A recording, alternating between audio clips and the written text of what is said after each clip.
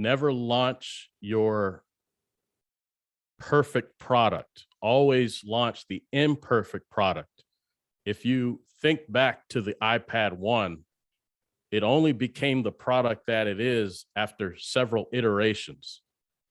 In my personal experience, when I wrote the book, Abdominal Secrets Revealed, I would say only a year did I even learn how to type. So prior to joining the Air Force, I didn't even know how to type.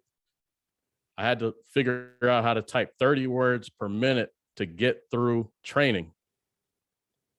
The book was published without an ISBN number. I didn't hire a proofreader. And what I did is I published it, and then over time, I perfected it. So don't launch a perfect product. Always go ahead and launch that imperfect product and then improve it as you go.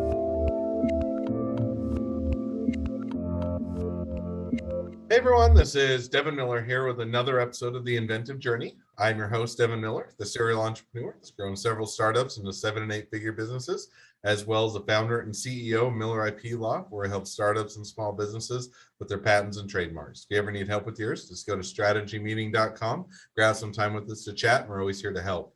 Now, today we have another great guest on the podcast, Justin Leonard. And Justin, back in 1997, was Junior Mr. American in bodybuilding. So that's always an interesting fact. He won it and went on into the Air Force. At the time, didn't intend to build a business, but spent a bit of time in the Air Force. And then during that period of time was looking at a way to communicate to those who were looking for bodybuilding advice. So he built a website and turned it into multiple websites as a communication platform to answer questions, provide guidance and advice.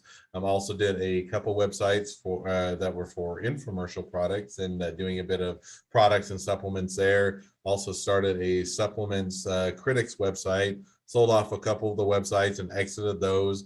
Started workouts with a Z.com. Did a YouTube workout videos, sell some products videos there. Initially, the internet wasn't fast enough to stream, so I had to wait as that caught up for a bit, and then also was getting into teaching entrepreneurship and became an actor and looking at becoming an accidental inventor. So, with that much as a introduction, welcome on the podcast, Justin. Thank you. It's a pleasure to be on your show. Absolutely. So I'm excited to have you here. And I kind of gave the quicker condensed version to a much longer journey. So with that, maybe you take us a bit back in time to when you initially were doing the bodybuilding competitions and took Mr. America, and how your journey got started there. Yeah, so it was kind of interesting how I started. I started working with weights at age 12, and I was introduced to weight training through wrestling. And, you know, when you're 12, you're not really thinking like your heroes aren't bodybuilders. Like you're looking at baseball players, basketball players, football players, things like that. Now, what happened is, I believe it was my freshman year in high school, there was someone promoting an all-city teen bodybuilding competition, which would pit the different high schools or high school athletes together to see who was the best bodybuilder. And I ended up winning my weight division in that show. So all of a sudden, people know who I am. I've got girlfriends, I'm popular, and that started a whole revolution. So that culminated in a significant win in 1997 when I won the teen Mr. America. So that's basically how everything started. Now, as you say, okay, you know, you get into that and you win some competitions, have some success, and then you continue to build on that success until the point where you get to Teen Mr. America. And so you won that. And then, you know, what was the plan from there? I think you mentioned you'd went into the Air Force for a bit of time, and you also didn't necessarily plan or intend on starting a business, but it kind of evolved from there. So kind of how did that, or where did you go from there after winning the competition? So after I won the competition, I was already a member of the United States Air Force. Now, I knew I would be successful at something, and I figured it would be in athletics. However, at the pro level in bodybuilding, you basically have to be on steroids. And because of my affiliation with the Air Force, I didn't want to risk my career and try to take steroids. So I opted not to go that route. Now, around this same time, I'm learning computers and the internet's really taking off. So we're hearing about Amazon and eBay in the media. And I started going, okay, this is really popular. And I'm getting all these questions being asked of me from around the world. Hey, what is your diet? What is your workout? And I said, okay, let me learn about this internet thing. That way I can figure out a way to communicate easier with, people who are interested in getting advice from me. So I ended up launching a website. Now that was only by virtue of my proximity to other IT type people. So I had a guy that one guy was a Microsoft beta tester. This was in the squadron that I was in. So I just lucked out. So he would provide free computer software. And then another guy knew the network administration side. He actually taught me how to essentially build my first website. They say, okay, gonna build a website. I'm gonna provide a bit of information. The internet's on the rise. Now, was when you originally built the website, was it with the intent of building a platform, or was it just more of, hey, I'm going to provide some information, kind of help out the bodybuilding community and, just kind of interact with them, or kind of what was the intent as you got that started and going? Yeah, the original intent was just to provide advice on what worked for me, because that's all that people were asking for. There was no plan to build a for-profit business, if you will. Now, once I built this thing, I essentially created what would now be considered a blog. But back then, we didn't have that term for it. So there was a popular question and answer section on the website, which overwhelmingly featured 3 topics. So those topics were abdominal training, bodybuilding supplements, and infomercial products. So those 3 are going to be critical, because ultimately they're going to birth additional websites being created. So the first thing I did was I wrote an ebook on abdominal training. So Abdominal Secrets Revealed, which was essentially at the time the largest book on abs ever assembled. And it was also the first ebook. See, there were already print books, but the internet was so new at that time. This is 1998, 99, that there was no ebook. So I was the first to create an ebook. And at its peak, I'm doing about 300 a day. Now, this is in addition to my Air Force job. So it like any money in addition to that was like huge for me. So that's successful. The other big topic was the infomercial products. I said, okay, let me create a website that would allow consumers who purport to have tried these products to write reviews. Initially, I didn't feel it was fair for me to comment on a product that I hadn't actually tried myself. So I said, let's let the consumers tell you what they think, and then you can decide. That was successful. And by the way, that website was fitnessinfomercialreview.com. That morphed into infomercialratings.com. So what you have is, I'm going, okay, the fitness portion of the infomercial is successful. Why not just do it for all infomercial products? Hence, infomercialratings.com. So it took the get rich quick, the household, the fitness, anything that you've ever seen on an infomercial, the George Foreman grill, it was on there. And you could find ratings and reviews of virtually any product.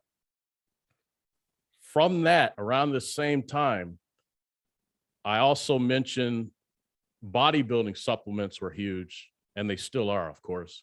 But it was more or less, hey, Justin, what were you taking? And it was like, okay, I'm just doing the basic stuff, but they wanted to know about new trending type bodybuilding supplements, including those that might have been featured on infomercial products. And thus, supplementcritic.com was born. And the same business model. So basically consumer reports, if you will, for bodybuilding supplements. Now, all sites were hugely popular, and so much in the case of the infomercial sites, I was actually approached by several existing business owners to sell. And ultimately, the infomercial sites were sold to Dean Graziosi, the self-help guru, for several $100,000. And then the supplements website was sold for about $400,000.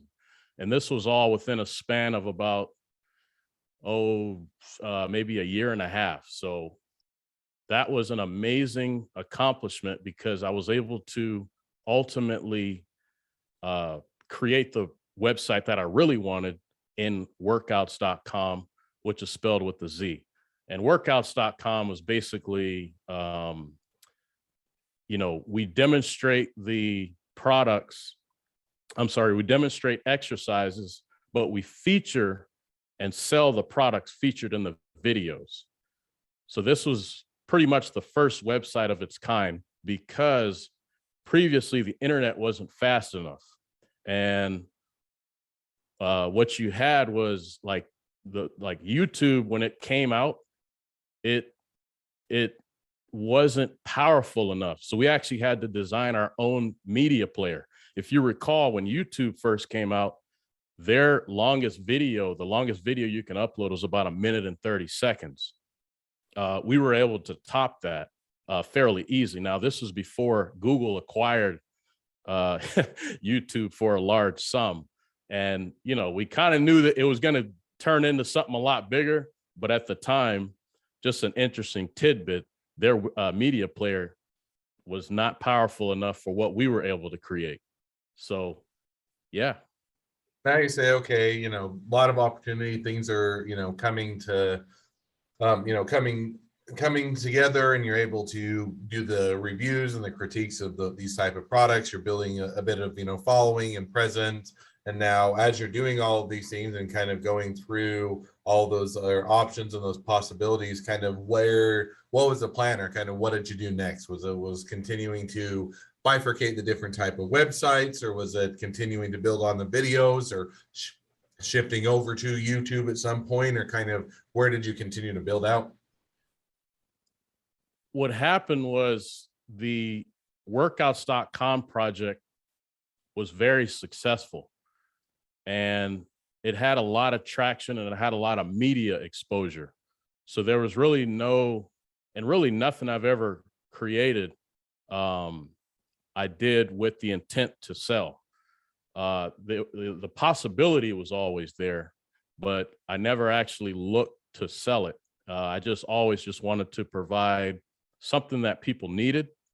But with the workouts.com project, what started to happen was, we're getting Amazon as customers, and Cirque du Soleil and Exxon Mobil, just random people that you wouldn't expect. And a lot of these guys have on-site wellness facilities. So that's why you might have a random company like, say, Wells Fargo. It's like, well, what nexus do they have to Justin and his stuff? Well, it's because they have on-site wellness facilities. So they need equipment for these gyms. And that's where we come in. So we're, a global retailer of exercise equipment. But that was so successful that I stayed in that lane for several years. In fact, that's still one of the primary ways I'm making money today. So you're saying, okay, no, it wasn't intent to sell, wasn't intent to exit. You're having, what are some interesting ones? And you agreed. I wouldn't have thought on some of those that they would have had the interest or the background, but as you explain that, it makes sense as to why they're doing that. So now is here to say, okay, that's been a bit of the journey up until today, and kind of how you got to where you're at and what you're doing and where the success lies. You're to now kind of extrapolate out or look a bit into the future as to what are the next steps, or kind of what does the next 6 to 12 months look like for you. And I know you also mentioned you're getting into not only just what you mentioned now, but also teaching a bit of entrepreneurship. So kind of how does that all come together? Or what is the next phase of your journey, or kind of what do you think that will be the next steps over the coming months? So the success of workouts.com, and workouts is spelled with a Z, if I haven't mentioned that kind of took me down a lot of different paths that initially I didn't think were possible. So for example, in 2008, Under Armour actually approached us through the course of buying equipment for the Under Armour combine, needing a wingspan tester. And all wingspan is the measurement from fingertip to fingertip with the arms outstretched. And they use that in sport as a predictor of athletic success, because essentially, if we know what your vertical leap is, you may not out jump someone for a ball just because your vertical leap was higher. We actually need to know other factors such as your height and your wingspan, because if you have longer arms, the shorter person might actually out jump you for a ball. But anyways, I searched for this thing, and worldwide, it didn't exist anywhere in the world. Again, I never saw myself, going down some of these paths, but before you know it, I'm suddenly an engineer. I'm an inventor. So patent pending, I would describe it as the only reliable portable stadiometer that has a wingspan tester attached, which is specifically designed for athletes, because most a stadiometer is just the technical term for a height rod. They only go up to about 6'5". And we know we've got these new freaks of nature being birthed that are consistently over that height. So this device can measure up to 8 feet tall, and then wingspan upwards of 9 feet wide. So, but another path the success of the business took me down was getting invited to speak at things like colleges. And almost every time I spoke, it was about, the success of the business and, fitness entrepreneurship. But I never actually commercialized, if you will, those experiences. And that's pretty much what I'm doing now with the Leonard School of Business Innovation. Essentially, I'm focused on entrepreneurs who don't come from wealth, but have the potential to be great. And essentially, it's things like, if I was starting a business in the next 90 days online, what would I do? So I'm providing information and shortcuts on exactly what I would do. I'm telling people, hey, these are some ideas of things you can sell. This is how to set up your payments. How do you build an audience? Where do you find your customers? So it's rudimentary all the way up to advanced information. So. Well, it sounds like a lot of fun and interesting endeavors, and certainly a fun journey yet to come and ahead of you. So that sounds like a lot of great opportunities. So with that, now as we've kind of reached a bit of the journey as to where you're at today, and even looking a bit into the future, always a great time to transition to the two questions I always ask at the end of each their journey. So the first question I always ask is, along your journey, what was the worst business decision you ever made? What'd you learn from it? The worst business decision, and a lot of this, you don't know it's the worst, because when you're operating a business, you're kind of doing what you think is best in the moment. But because of the business that I'm in, I would say the worst business decision I ever made was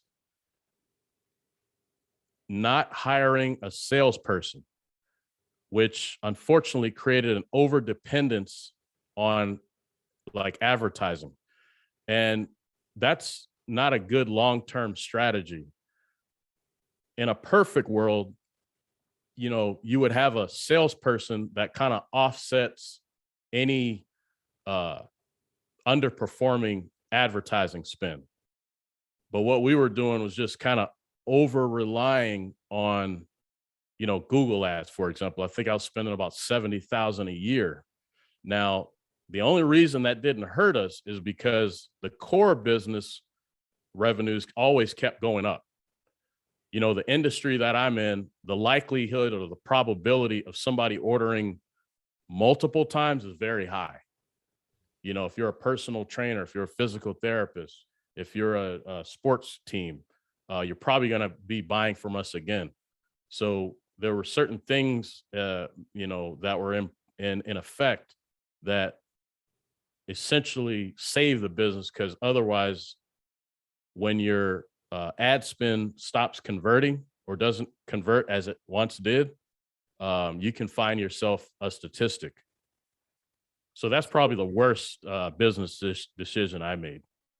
No, it definitely makes sense. And I think a lot of people find themselves in the similar, type of situation. And it's always a drawback, or the plus and the minus of doing the ad spend and some of the channels that you choose. You can become dependent on them. You can also way overspend. You can not understand it. And I think, and it can be beneficial to business, but understanding what that is and what you're spending on and whether or not you're getting the return is all great things to learn and easy mistakes to make. Right. Second question I always ask, if you're talking to somebody that's just getting into a startup or a small business, what'd be the one piece of advice you'd give them? I would say never launch your perfect product. Always launch the imperfect product. If you think back to the iPad 1, it only became the product that it is after several iterations. In my personal experience, when I wrote the book, Abdominal Secrets Revealed, I would say only a year did I even learn how to type. So prior to joining the Air Force, I didn't even know how to type. I had to figure out how to type 30 words per minute to get through training. The book was published without an ISBN number. I didn't hire a proofreader. And what I did is I published it, and then over time, I perfected it. So don't launch a perfect product. Always go ahead and launch that imperfect product and then improve it as you go. No, and I think that's always a great piece of advice, because first of all, I don't know that you ever reach the perfect product, and there's always things that you learn is that you introduce in the marketplace, and you're doing other things, and you're getting client feedback and customer feedback and adjusting and tweaking and doing the next generation. So if you're always trying to perfect it to the point that you're never launching it, then you're never going to be able to have or get the traction, get the success, or get the feedback. Vice versa. You don't want to put out an unfinished, half-done product. It's not Correct. that it's unfinished. It just means it doesn't have to be perfect, or it doesn't have to be exactly how you have envisioned in order for it to be worthwhile and useful for the customer. So I think that's Bingo. a great piece of advice. Thank you. As we wrap up, if people want to reach out to you, they want to be a customer, they want to be a client, they want to be a employee, they want to be an investor, they want to be your next best friend, any or all of the above, what's the best way to reach out to you, contact you, or find out more? At Leonard Innovation everywhere, or leonardinnovation.com. Either one of those is fine. Awesome. Well, I definitely encourage people to reach out to you, connect up, and find out more. And definitely a great resource and a fun journey that you shared. So with that, thank you again for coming on the podcast. It's been it's been a pleasure. Now, for all of you that are listeners, if you have your own journey to tell and you'd like to be a guest on the podcast, we'd love to have you. Just go to inventiveguest.com and apply to be on the show. Couple more things as listeners, make sure to click subscribe, share, leave us a review, because we want to make sure that everyone finds out about all these awesome episodes. And last but not least, if you ever need help with your patents, your trademarks, or anything else with your business, just go to strategymeeting.com, grab some time with us to chat, and we're always here to help. Thank you again, Justin, and wish the next leg of your journey even better than the last. Devin, likewise. Thank you.